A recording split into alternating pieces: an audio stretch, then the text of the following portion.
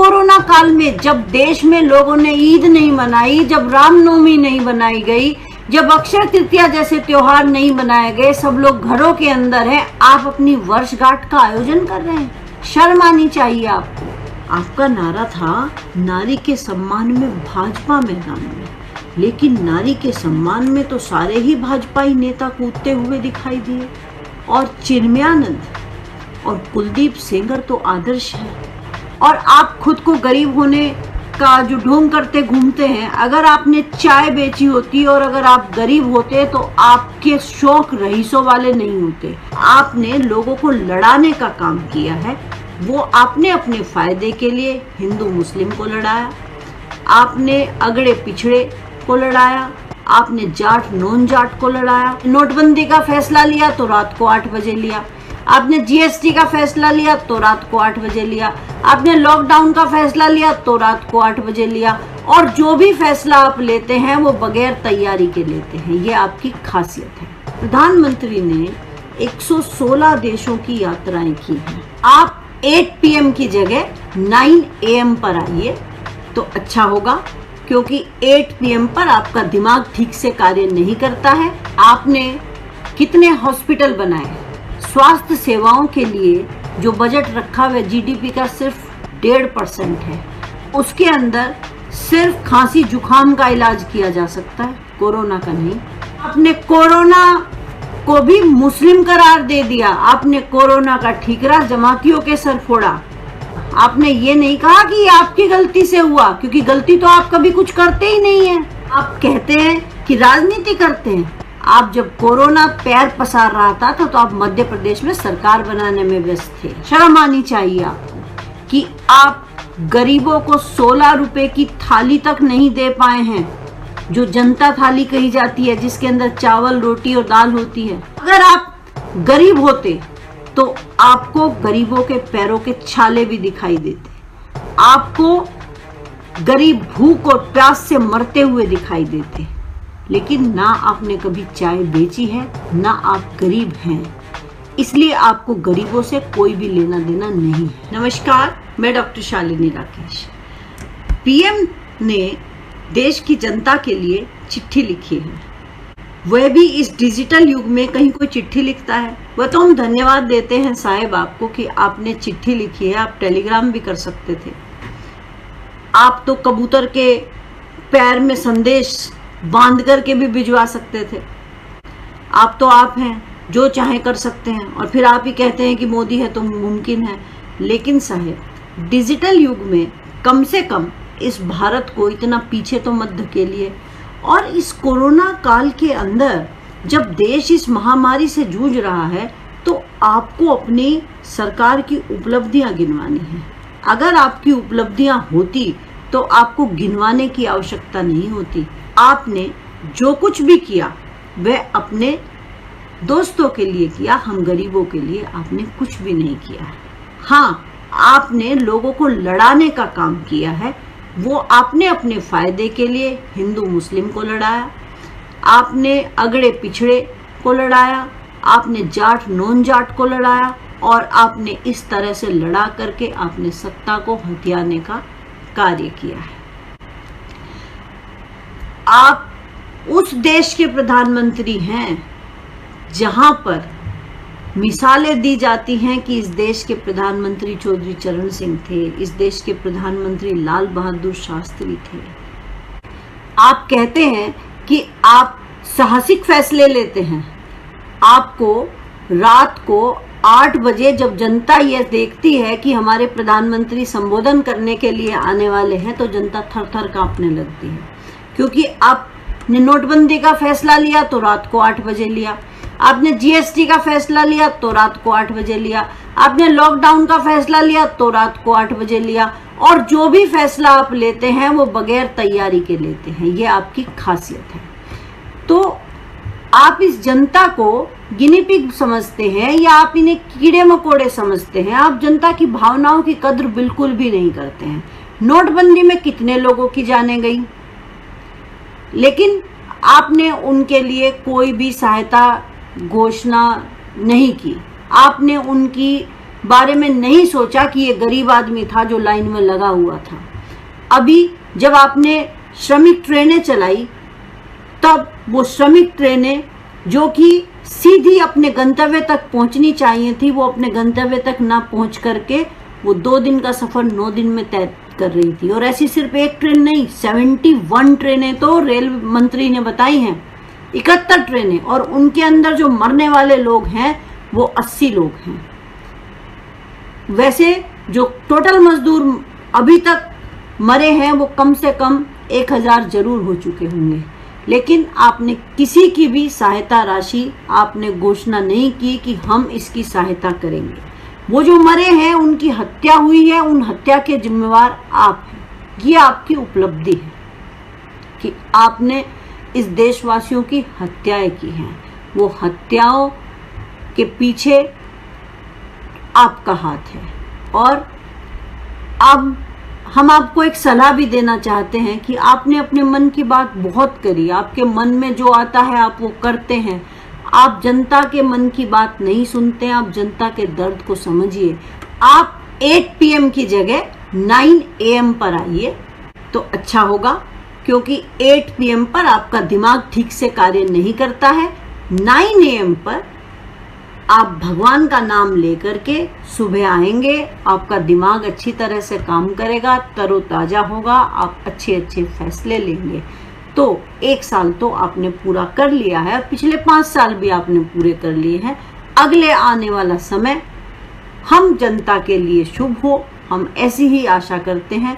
और हमारा प्रधानमंत्री अब ऐसे दुस्साहस भरे फैसले ना ले, वह जनता के बारे में सोचे और साहसिक कदम उठाए।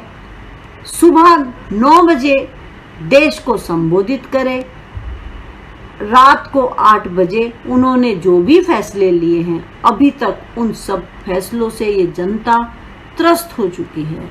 अब जनता के तन पर कपड़े रहने दीजिए, हमें जीने दीजिए, क्योंकि हम वही जनता हैं जिसके बीच में आप सिर्फ वोट मांगने के लिए आया करते हैं। आपने कितने हॉस्पिटल बनाए बताइए, आपने शिक्षा का बजट में क्या इजाफा किया, आपने कितनी यूनिवर्सिटी बनाई, आपने स्वास्थ्य सेवाओं के लिए जो बजट रखा हुआ GDP का सिर्फ 1.5% है, उसके अंदर सिर्फ खांसी जुखाम का इलाज किया जा सकता है, कोरोना का नहीं। और कोरोना जैसी महामारी में आपने जो फैसले लिए वो चमगादड़ नीति वाले फैसले हैं। चमगादड़ नीति मैं इसलिए कह रही हूं क्योंकि चमगादड़ उल्टा लटकता है।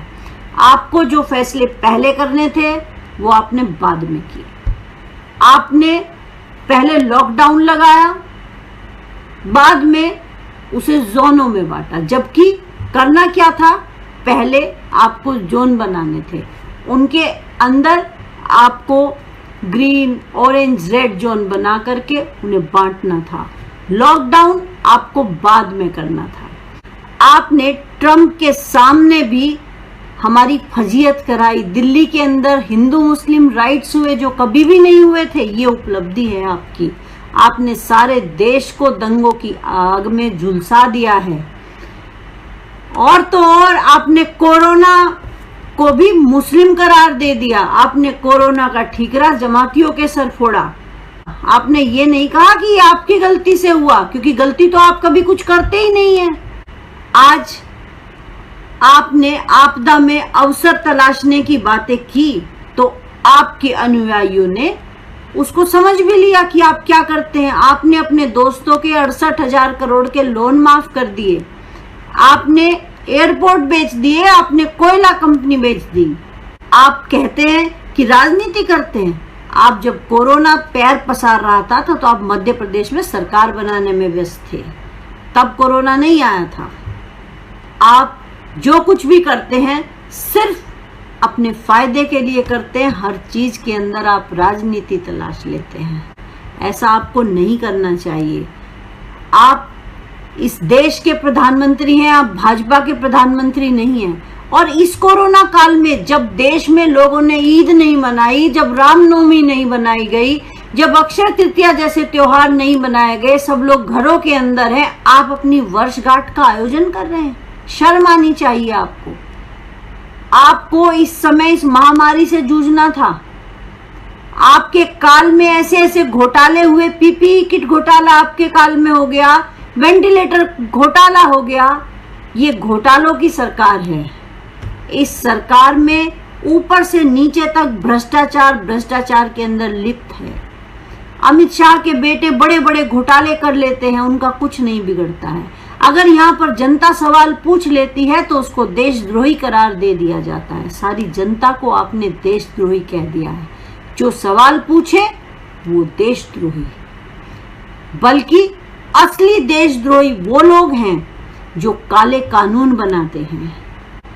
आपने सीएए लाया, आपने एनआरसी लाया, और आप खुद को गरीब होने का जो ढोंग करते घूमते हैं। अगर आपने चाय बेची होती और अगर आप गरीब होते तो आपके शौक रईसों वाले नहीं होते।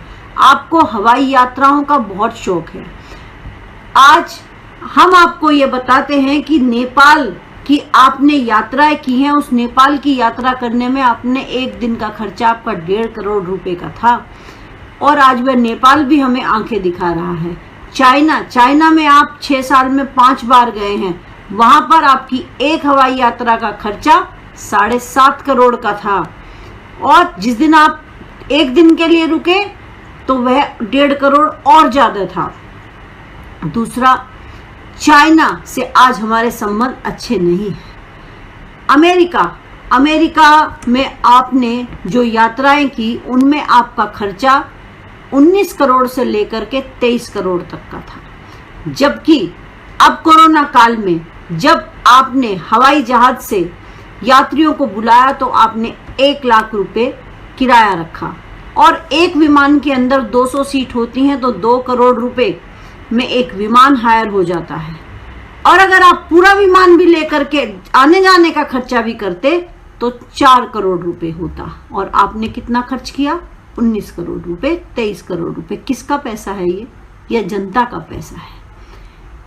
आप ट्रंप से क्या मिले कि आपके जो शौक हैं वो ट्रंप वाले ही हो गए हैं। आपको हमेशा याद रखना चाहिए कि आप उस देश के प्रधानमंत्री हैं जहां पर गरीब भूख और प्यास से मर रहे हैं। शर्म आनी चाहिए आपको कि आप गरीबों को 16 रुपए की थाली तक नहीं दे पाए हैं, जो जनता थाली कही जाती है, जिसके अंदर चावल, रोटी और दाल होती है। और उसमें अगर खर्चा आप करते तो कम से कम 5 करोड़ रुपए होता, आपकी एक हवाई यात्रा से भी कम। और अगर कुछ और अच्छा खिला रहे होते तो 10 करोड़ रुपए होता। अगर आप गरीब होते तो आपको गरीबों के पैरों के छाले भी दिखाई देते, आपको गरीब भूख और प्यास से मरते हुए दिखाई देते। लेकिन ना आपने कभी चाय बेची है, ना आप गरीब हैं, इसलिए आपको गरीबों से कोई भी लेना देना नहीं है। आप सिर्फ और सिर्फ झूठ बोलते हैं। आप सिर्फ गरीबों की बातें करते हैं, आपको गरीबों से कोई भी लेना देना नहीं है। आप ट्वीट कर सकते हैं अगर एक फिल्म अभिनेता या अभिनेत्री मर जाती है। आप प्रियंका चोपड़ा की शादी पर भी ट्वीट कर सकते हैं, वहां जा भी सकते हैं। अनुष्का शर्मा की शादी में जाने के लिए आपके पास टाइम है, लेकिन एक गरीब अगर मर जाए, एक बच्चे अगर अनाथ हो जाए, उनके लिए आप ट्वीट नहीं कर सकते हैं। एक लेडी जो रेलवे स्टेशन पर मरी हुई है, उसका बच्चा उसे बार बार देख रहा है कि माँ जिंदा है या मर गई है, उसके लिए आपने 2 शब्द भी नहीं बोले हैं। आप खुद को गरीबों का मसीहा बताते हैं? नहीं है आपने हमेशा सिर्फ और सिर्फ पूंजीपतियों का साथ दिया है, और यह चेहरा कोरोना काल में और भी दिखाई दिया है।